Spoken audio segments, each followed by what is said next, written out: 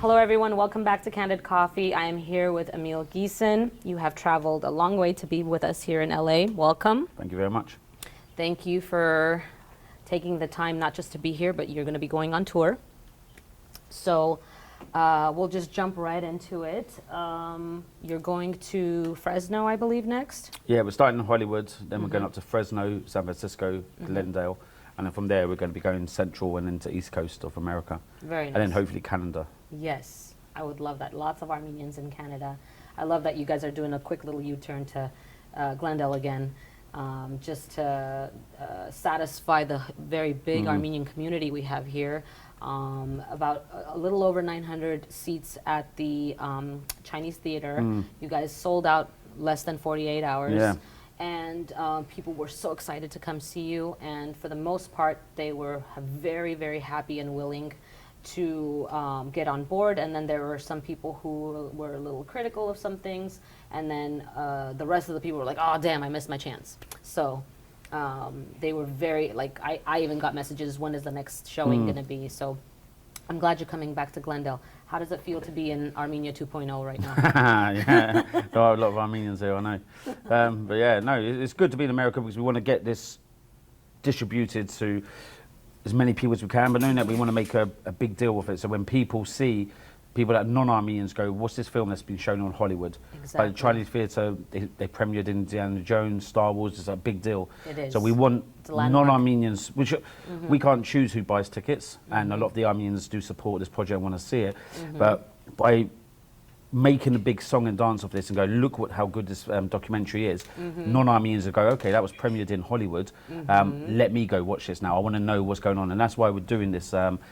In a few days' time, we'll be starting. Yes, yes, absolutely. Even though the majority, I would say 90% of your audience will be Armenian initially, the whole point is to have their non-Armenian friends, family members, maybe even people who've married into our families, really get a good understanding and a better understanding than what we had in the tabloids and news and, you know, filtered things coming our way from Armenia about the war, because a lot of times as a diaspora, and I think I can speak for everyone, we felt like we were still in the dark.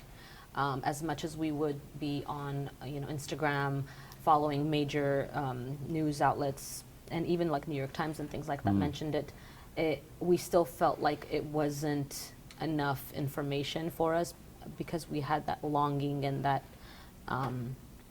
desire to be there as much as we can, in any way we can. The thing you got with war, when it comes to war, a lot of people think wars are fought on the battlefield, but also fought in the information space. Yes. Propaganda is used in every war, misinformation, disinformation, how it's used and used to manipulate what's going on, to win support or lose support. And Azerbaijan were very effective in this war by spending millions of dollars on disinformation campaigns. Right.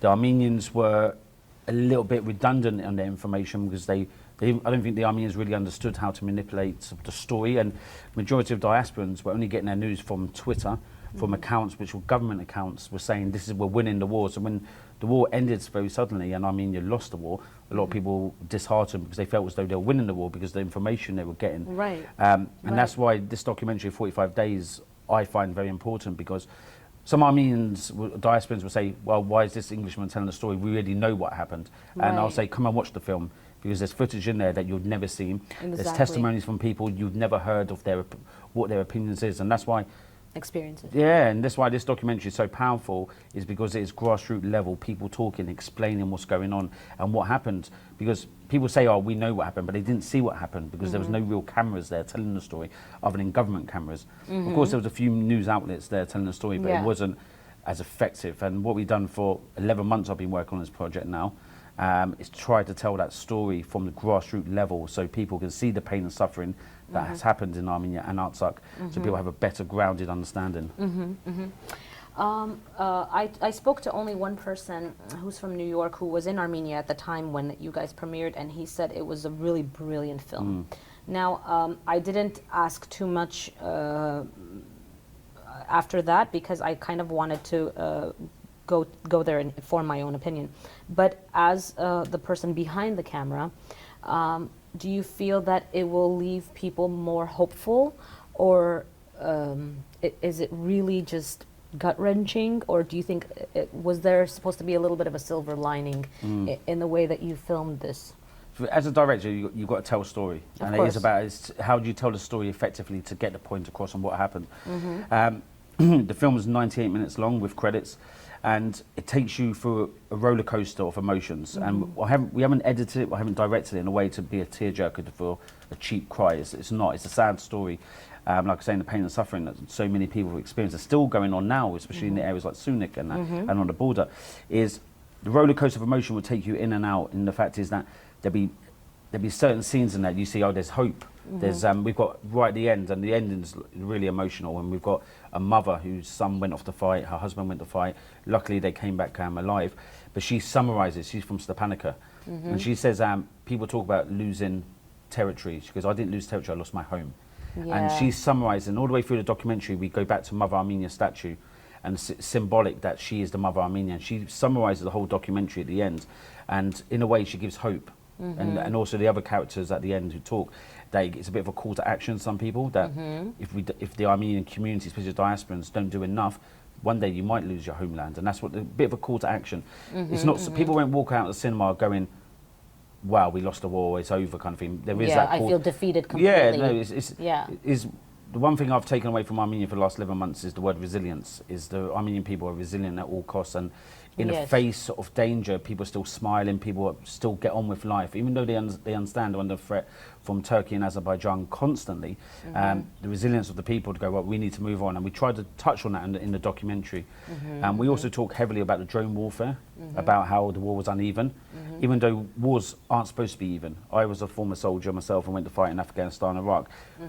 I was in the Taliban or Al Qaeda or the Iraqi army. It wasn't even. It wasn't an even war.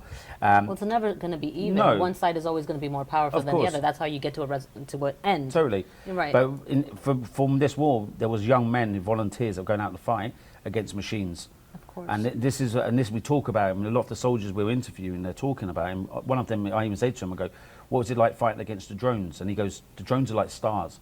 We don't know if it's a drone or if it's a star. And every time we speak to the soldiers and we talk to the families about drones, you see their eyes and their body language, because the psychological effect these machines had in this war was a game changer. And lots of countries around the world have seen what happened in Artsakh to then realise how we're going to fight wars in the future.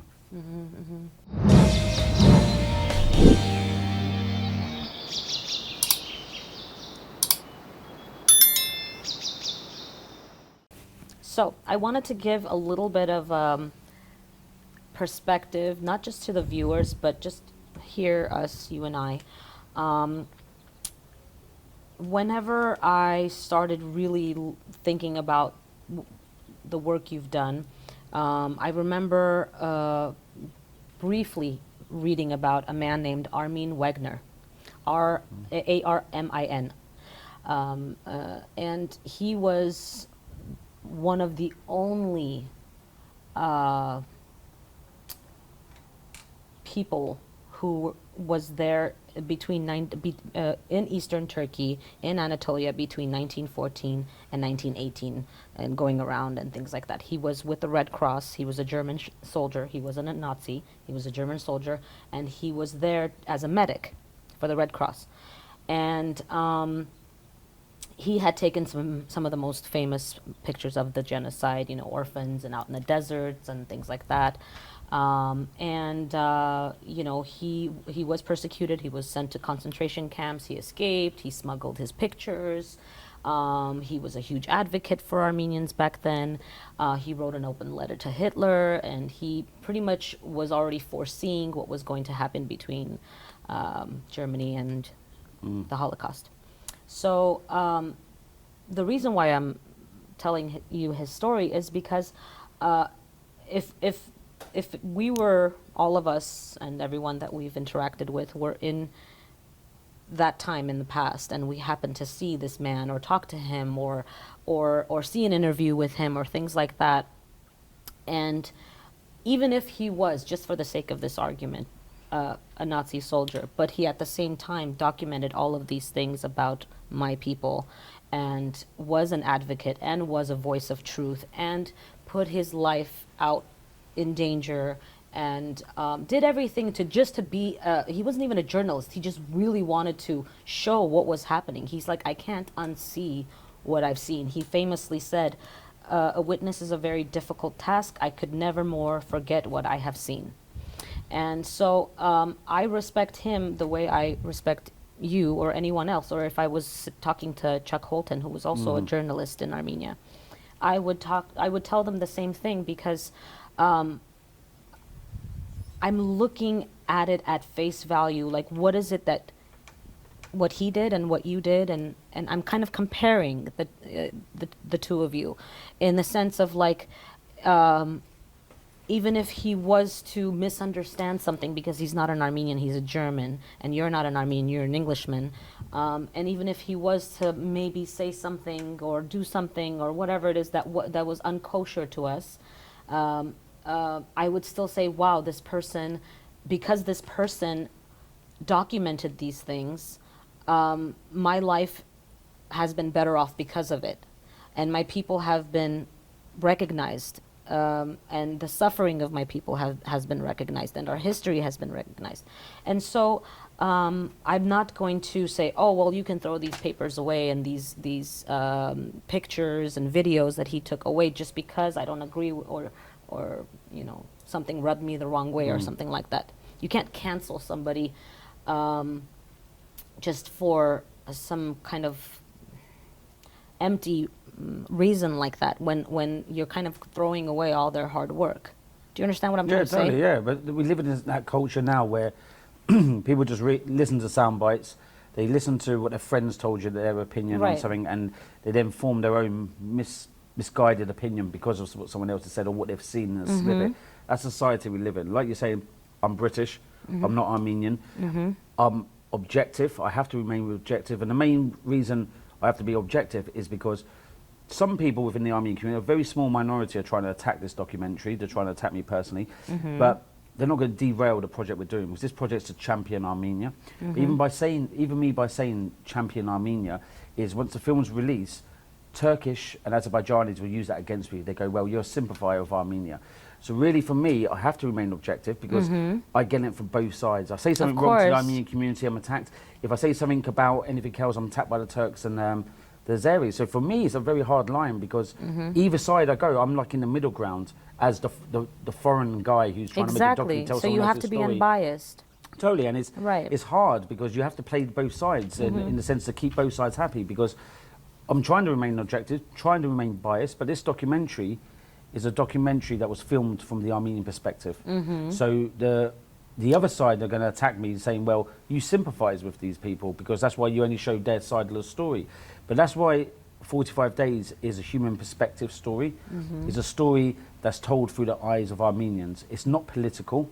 If it was political, I'd go to both sides to get the political sides. But because it's a humanisation story, it's from one perspective. Not only that, I reached out to Azerbaijan and said to them, will you give me an interview to talk about how you see what happened in the war, and they refused. And they said to me, you've illegally entered into Karabakh, and under international law, you've broken international law. Send us questions, we'll see if we're going to answer the questions, but we won't give you an interview. So when you're limited to only having one side story, that's so why how can you complain about me being one-sided when you're not giving your side? Yeah, but that's like government level. We're talking about individuals, especially through social media. So I need to trying to remain objective. I need to be very careful on what I say for both sides, because if I take Armenian side fully, it discredits the documentary once it's released into the international audience, because then the Turkish and the Azeris will go, well, you've taken their side. And it's like, well, no, I haven't taken anyone's side. I'm just showing it from their perspective. And of course, 11 months, I've sacrificed a lot in 11 months. I've been away from my son, been away from my family, been away from my friends, been away from home for 11 months to tell this story. Is that, for me, it's passion. I'm passionate about this story. I've seen the suffering of people firsthand. I've lived with these people, I've slept with these people, I've eaten with these people. So I understand the suffering that's gone on. That's why this story is important to me to tell. And that's why I've devoted 11 months. And by the time I go home, it'll be over a year to this project to tell this story. And that's why it's so vital to tell the story. And that's why we want an international audience to watch this film. Excuse me. But we need to start the foundations. And the foundations are with the Armenian community that have supported us. Yeah, I was simply making a correlation between the two, because I don't think anyone now, looking back, would object to, discrediting someone in the past who was really there for to document certain things that had happened to us, who that wouldn't have otherwise been documented. So that was kind of the point that I was trying to make. No, with that. totally. And Yeah. what you're saying now is in history, and there's footage we've got in the documentary when you watch it, that when we were filming, I was looking at people from Artsakh who were removed from their homes. They were told, you've got 2 weeks to leave and go because this area has been handed to Azerbaijan. And we were stood there watching people burn their homes down. We've seen the roads filled with cars that couldn't move. And for me, when I was with my cameraman as well, and we're watching this, and I've had a drone up and stuff, and I was saying to him, this is history we're documenting here. This footage we've got is going to go down in the time because people haven't seen this, and if we don't record it, They can't even imagine it. Yeah. And imagine during the genocide, if people were filming more footage there, more photos, people probably recognise what happened in the genocide of 1950 more, because there was more content. Of course, without a doubt. So it's my job to do that. Yeah. And like the guy you're referring to is you don't need to be from that nationality to see sympathise. to sympathise and see the suffering. And my father's Syrian, he's a Christian, and he lives in the UK, but I still have family in Syria. And the war in Syria went on for years, and I saw how the Christians were persecuted, the minorities were persecuted, and very much here with the threat from Azerbaijan and Turkey, I can see that repeating here. Of course. So that's why for me it's a bit it's very clear to us. It's just when you're showing it, I think people who are non-Armenian will be, oh, okay, I get it now. But it takes a while for them to register that. They don't understand a lot of the things that go on in the Middle East, Syria, Lebanon, Armenia, Turkey, Azerbaijan, whatever, Kurds. A lot of it are mirroring battles that we've all faced. And this is the thing: is people go to me, well, only Armenians are going to watch this documentary, and it's like it's not going to be true. And if that is the case, for example, these Armenians, when they're telling their friends a story about what happened in 2020 and what's happening in 2021, they can refer to it, and they can go, here's the footage, off you go, watch it, and learn something maybe. Exactly, 100%. I absolutely agree with you, Emile, and I see that you're passionate about it. I want to understand a little bit more about just, how is it, a little bit of a timeline. How is it that you ended up in Armenia at that time? Because Armenians can be, and this is not a bad thing, again, I want to emphasize this, we are skeptical about certain things because of our past, because of things that have happened. It's made us very vulnerable and skeptical about certain things. So they'll always question things a little bit too much or be a little, hostile about certain things. But just as a curious cat, I'm wondering, when was it that you came to Armenia, and how did you get the permission to be where you were? So I was watching it on the news when it first started, the war, on September the 27th. All the main channels were announcing that there's a war going on because martial law was declared. So volunteers were going to the front line, a lot of soldiers. So I started doing some research, looking into the war, and then I looked into the war in 2016, the 4-day war. So I was thinking, and whenever there's a war, people message me, or people have been following me for years and go, are you going to cover this? Are you going to cover this one? So I was thinking, shall I go cover it? But then I was thinking about 2016, it was very short. Yes. And I was thinking, by the time you get there, it'll be over. And, right. And then it started going on. So we got into October, and I was watching all the Twitter videos from the Azeris, the drone warfare. I could see it escalating. So I decided to bite the bullet. So how I normally fund my projects myself to start with, and then we try to raise money to then support the project. So I went into landed in Yerevan, not knowing anyone, and then from there got my military accreditation, then moved to Goris, where they give you a second accreditation, and from there went to Stepanakert, and then from there that's how the journey started, by just connecting with people, meeting people, just going out and finding stories and then reporting. And then I got access through the government to go to the front line to be with the soldiers. Through the Armenian government? Yeah, through the Armenian government, yeah. So that's how the project started, really. Okay, how many weeks do you remember actually being there on, boots on the ground situation until November 9th? So I was there to begin with for 2.5 weeks, and then from there my accreditation was only limited for 2.5 weeks. That's all. They only give journalists a certain period of time. Right. You can't just, well, you can try to, willy-nilly. yeah, you can try to renew it. But Yeah. I had a job on, so I had to go to Ukraine for a job with National Geographic. So I flew to Ukraine, and then from there, that's when we started the GoFundMe campaign, and people were very generous very quickly. So I returned. So after November 9th, you went to... No, this is before. This is while the war's still going on. Okay. So for 2.5 weeks. And then I went home for 2 days and then flew back to Armenia for the end of the war and then after the 45th day. Okay. So, I yeah. didn't know that. Okay. All right, cool. A lot of people were constantly taking to your stories because it was a source of, even though we didn't know what you were going to post and it could have been very bad, emotionally bad. It was a source of like real live action that was happening on your stories and on your posts. We saw you, have dinners and lunches with people and go to their homes and taking pictures with tatis and poppies and everybody.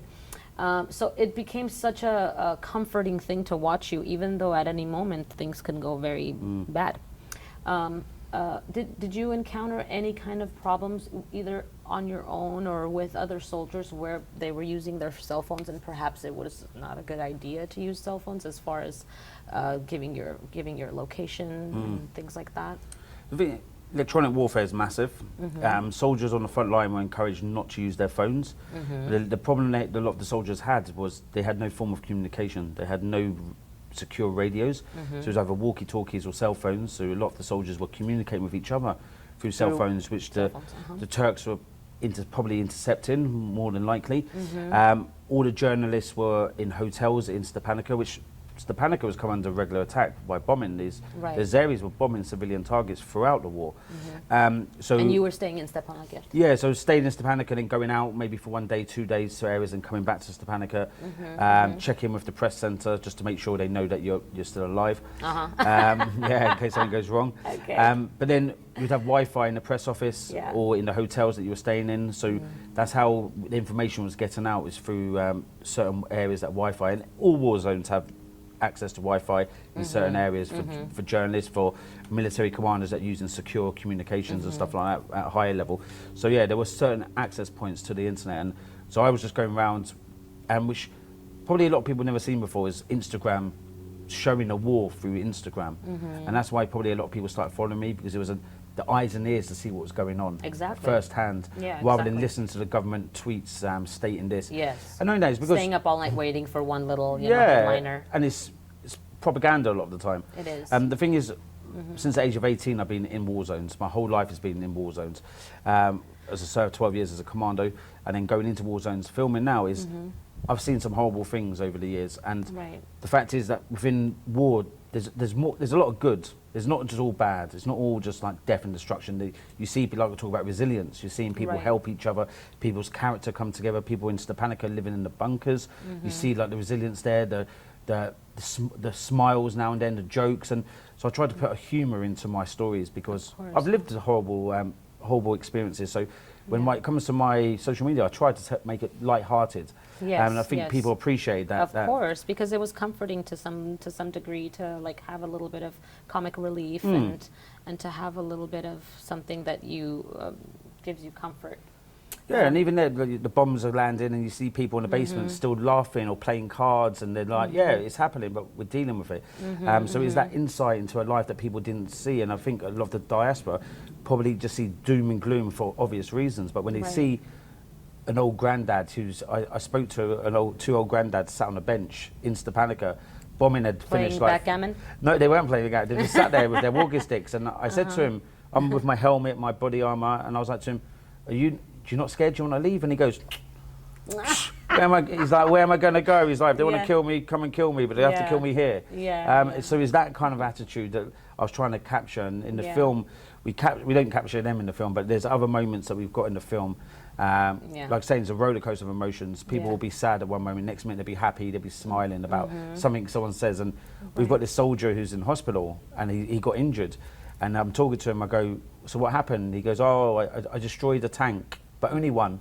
And he says it like really like light-heartedly, that anyone else would be like, you destroyed an Azeri tank, and he's like, "Yeah, but only one of them." So these little moments of humour kind of thing. Yeah, exactly.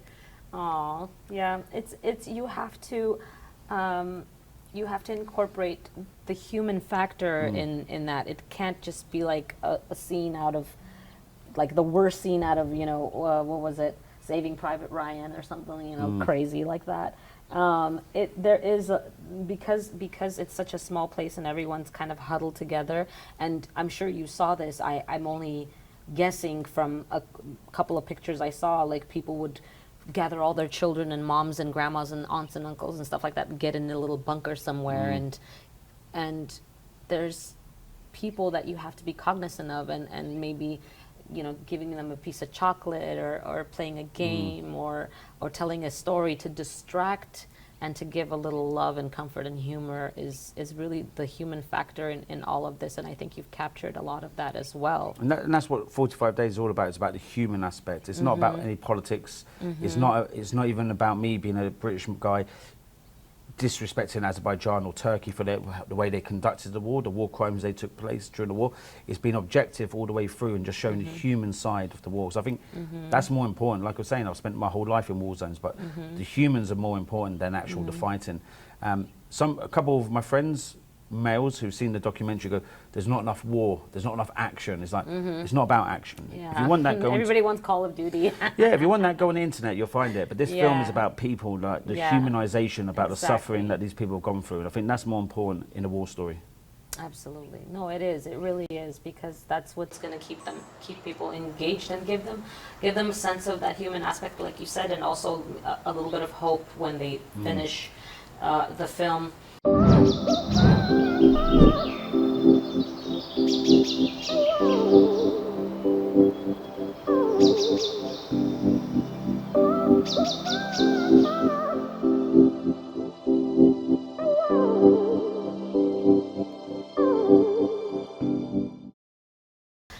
Did you come across a lot of diasporans over there that were, because I've heard quite a few doctors and nurses and stuff, they just dropped everything and went over there. So yeah, there was a lot of diasporans that came over, like medical staff, people, volunteers to help. I think COVID was a blessing in a way, to a certain degree, because they took off work. They could go off work, or they could work remotely, as if people are professionals and they take their laptops and they telling their work. They were still in the USA, for example, but they're really in Armenia and they're doing work. So yeah, there's a lot of diasporas. Still, even now, there's a lot of people doing good work, helping. Lots of people created a lot of small charities that are helping directly the soldiers and the families, and they're still doing it now. And I think the diaspora done massive amount of work during the war to help the cause. I feel now that the war's over, a lot of them feel like, oh, we lost the war. Why do we don't need to do anything? But I think very much now's the time they need to start helping and assisting. There's like medical people going over, especially mental health. Mental health is massive. Because I think within the Armenian community, some people don't believe it exists, especially in Armenia. If there's no physical injuries, then you're okay. Go back. But mental health is a big issue, so I think a lot of people could assist in that way. Also, just thousands of people have been displaced from their homes. People from Artsakh who now don't have a home. They're living in makeshift buildings where trailers. They've got 7 children, their uncle, their auntie, the mother, the father. So there's a lot of work people can do. But of course, like the Armenian government needs to do more to support these people, of course. They can't rely solely on the diaspora to fund their money. But at the same time, there's a lot of people that are still in bad conditions. The thing is, Emile, like this was one of the things that was really infuriating to me, and my brother and I were like, my brother was, ordering these camouflage nets from the internet, binoculars, helmets, vests, tourniquets, first aid kits. I mean, you name it, we've sent it over, and all the while we're doing it, it's okay, we're doing it, we will continue to do it, but all the while we're thinking, well, where the hell is the government? Why are we supplying them with helmets and vests? These are like the most basic things that you should have, and it's so hard for us to continue to do that because we hear stories of it being, put in a, shipping container somewhere or someone's garage, or I don't know, sold on the internet, and this has nothing to do with you. It's just how we feel.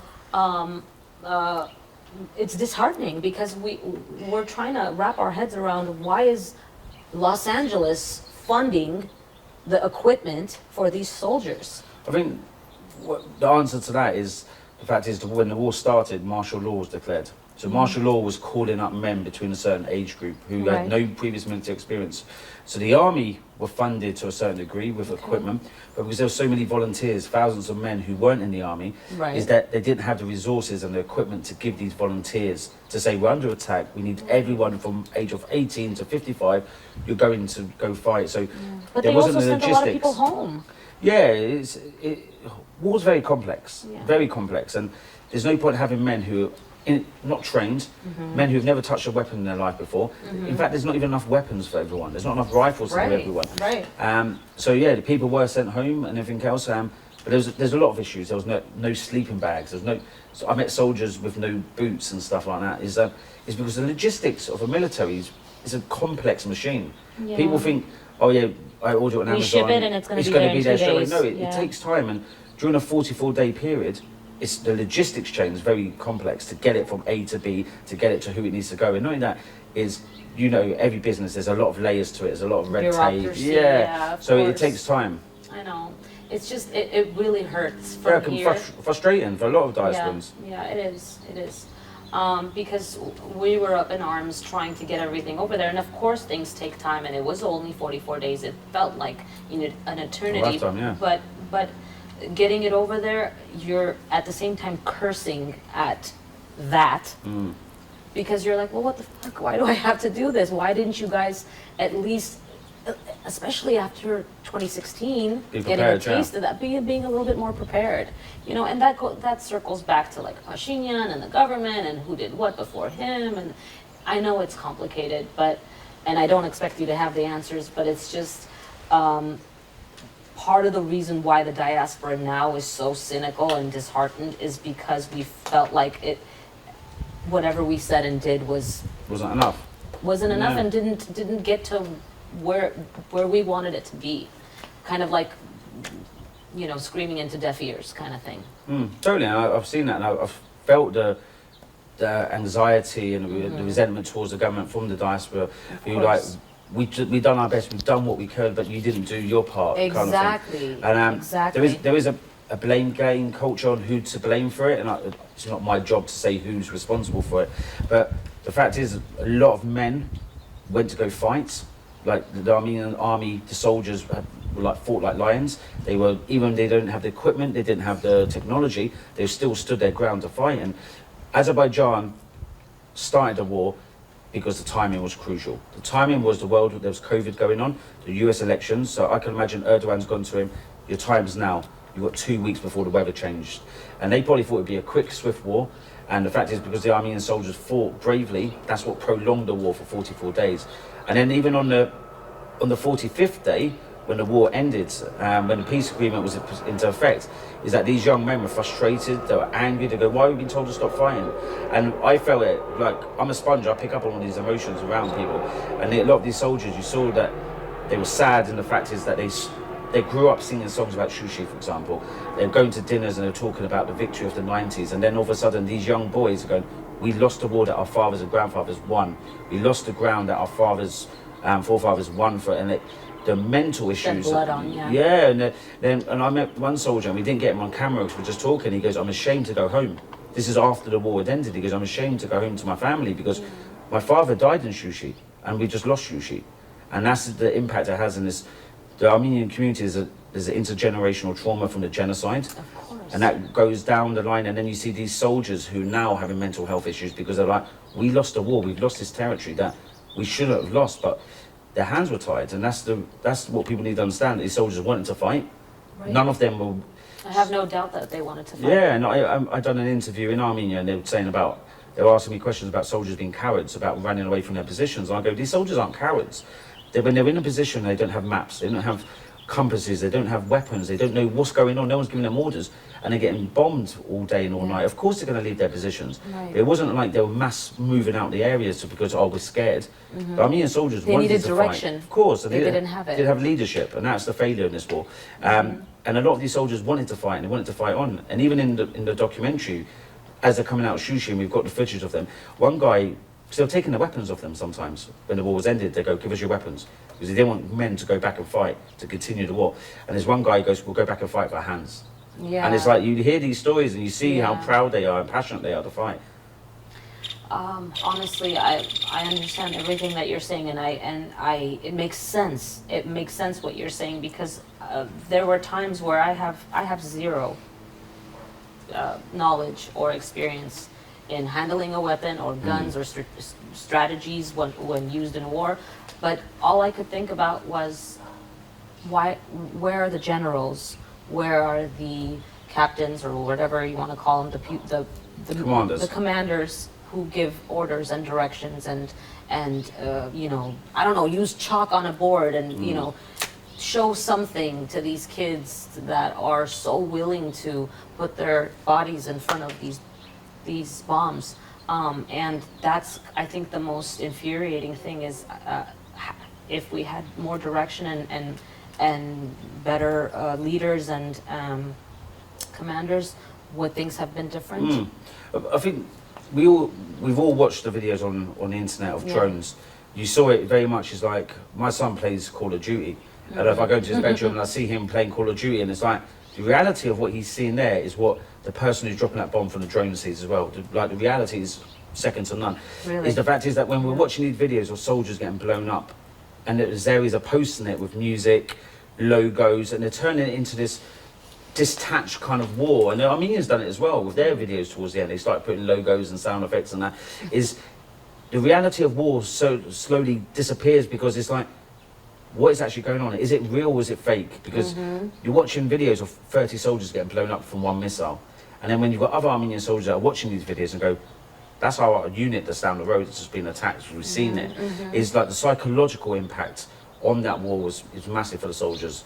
Very much like when I was in Iraq, is when the Islamic State moved in, a lot of the soldiers ran away from their positions because they were seeing videos of ISIS beheading their friends. The psychological impact social media has on the war is massive, and we talk about it in the film, and how narratives can be manipulated to suit agendas.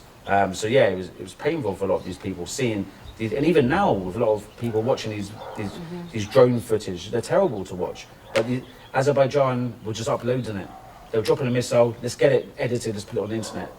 Is that constant psychological impact they're trying to put onto Armenia. Right. Wow.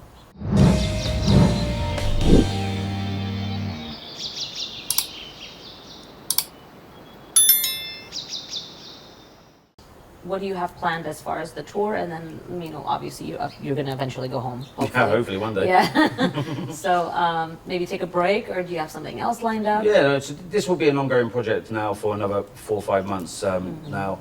But it's important now to get this story out. We need to tell this story. We need the world to see what happened here. We need the Armenians to come and watch it, as well as non-Armenians, and then tell their friends, go watch this film. Right. So the plan is we're going to do a US tour, Canada, then go into Europe with it, and then do a download. But at the same time, we're working with distributors to work out how we can get it to a bigger audience, and that's what we want with this film. We want people to watch this to see what happened in 2020 and 2021. So yeah, there's a lot of work still to go for the project, and I'm proud of this film. Yes. I've worked passionately for 11 months, and a lot of people have. And the great thing about it is because a lot of the money was donated through GoFundMe, and that money, we've employed a lot of people, and we've given that money back around, so especially employing people in Armenia, which I was glad about. Yeah, because you're providing a job for Yeah, them, which they wouldn't have had. Yeah, the money is going back in a circle and everything, and so a lot of people worked on this project, and we're all proud of this film, and we can't wait for the world to watch it. Yes, absolutely. I know you're proud of it. I know Osko's really proud of it. And it was just the three of you. It was Osko, you, and you had an editor, right? Yeah, so AJ, but then AJ, yeah. Throughout we've had historians, researchers, other cameramen, additional cameramen, a voiceover, script writer. There's been a lot of people that have worked Involved. on this project. Yeah, it's been a big Amazing. project. Okay, good, amazing. I'm so happy it went to Armenia, and I'm happy that we have an actual documentary. It's not a film with actors, which I think would have maybe made it a little too theatrical, perhaps.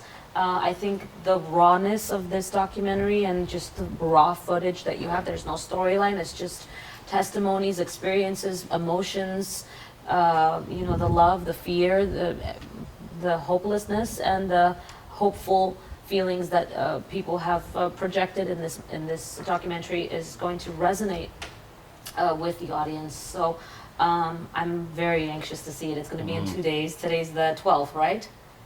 14th. Today's the 14th? 14th. Okay, my bad. Today's the 14th. It's going to be debuted on September 16. I will be very anxious to get the testimony of the people leaving the theater, seeing the emotion on their faces and their reactions. And honestly, I'm sure you and Asko are open to all kinds of criticism. Yeah, and that's the thing is that, and that's the thing I would say is that anyone who doesn't support this project, I would recommend them to come along and watch the film. If they don't want to pay for a ticket, we'll give them a free ticket. Obviously not to Hollywood because it's sold out, but we'll give them a free ticket if they want. Come and watch the film and then decide at the end how you feel about me and this project and what we're trying to tell the world with this story. Because this film will champion Armenia. It will champion the people who fought in this war, the people that suffered in this war, from Artsakh, Armenia and the diaspora. So I say to anyone who wants to come and watch it, if anyone wants, anytime anyone got any questions, message me. I'm on social media. They can find me, and if they want a free ticket because they're unsure what the film's about, come along. I'll give you a free ticket. It's not about them. This project's never been about money. We haven't earned any money from this film yet so far because we've been working it, and it costs a lot of money to produce this. So even though it's a low budget film, it's cost us a lot of money. So anyone who's got any concerns whatsoever, come along for free and watch it. Of course, of course. I definitely want to emphasize that as well. I've gotten that question. Well, Christine, do you do your episodes for free or do you charge? You know, sometimes, and I say this with your project or any project, sometimes low budget filming or documentaries or any kind of thing that you're documenting on camera can start off being very, very inexpensive, and then one day it could be a trajectory for something much, much bigger. So I try to be optimistic about things like that, because if this film really puts us on the map, literally just gives more attention to our people, what more could we possibly want out of just one film, right?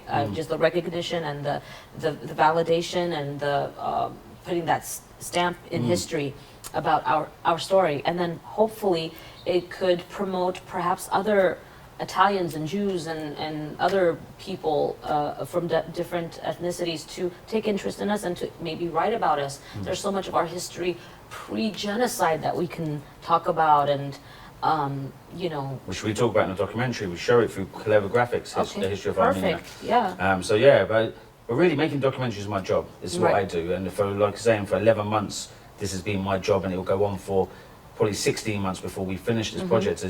Is that we are a for-profit film. We're aligned ourselves with several charities where we're donating money from ticket sales and for other merchandise that we give back to charity. We've helped charities through the 45-day project, which we've perhaps we can list some of those charities. Yeah. Right. So the charities that we're working with is Orkney, which is making using artificial intelligence to make prosthetic limbs for the soldiers. We've got Guardian Eagles, which is a grassroots charity that helps families and soldiers that are going through trauma. We've got the Frontline Therapists, that a brilliant charity that is. They're all from LA actually, and they're psychologists who go into a hospital and dealing with the problems of these soldiers who've got mental health issues, massive issues there. And also Mia Scene, which is Maria's, and we feature Maria in the documentary actually, who's been helping families, displaced families, people that have lost loved ones throughout. So they're all, like saying, grassroots charities, but that every dollar that we're going to give them, we know that dollar's going straight to the end user, and that for us is massive. And people can reach out to these. Yeah, they can reach out to all the charities. And they will vouch for you. Yes. Yeah, but it's not about voucher. I think it's for them to support them. Well, yes, so of we course. can promote them, and so they can raise money as well. But yeah, if anyone's got any concerns about anything, they can reach out. There's more than enough people that know us and know our projects, and this is the thing is the people of Armenia in Armenia support us massively. Really, the hate we've been getting is mainly from America, West Coast. To be honest with you, it's not the people from Armenia.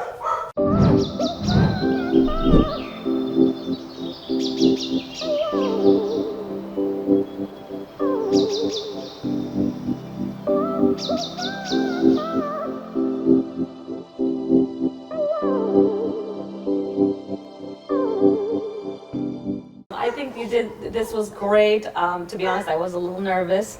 But I think we had a very good banter, Yeah, no, it was a good, very definitely. We kept on organic topic. conversation between the two of us, and Autumn too.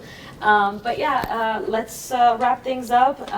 I will have the links for the organizations Emile mentioned, how to contact you on your Instagram in case people want to write fan mail to you. It's better than hate mail, yeah. Yeah, hate mail. But yeah, thank you for being here with me. I know you've had a lot of interviews, Pan Armenia, Wise Nuts, me, and so on and so on the red carpet. I'm sure they'll be interviewing you as well. Thank you for making a big deal of this film. I appreciate it. I think it's much needed. We're in Hollywood. We're in the center of entertainment and film production, so it would be pretty ridiculous not to. So I support you and Osco and everyone who was involved with this, with the making of this film and bringing it to the audience worldwide. And I look forward to your future Thank you. endeavors. And we'll see you on the red carpet. Absolutely. Thank you so much for joining us. Until next time.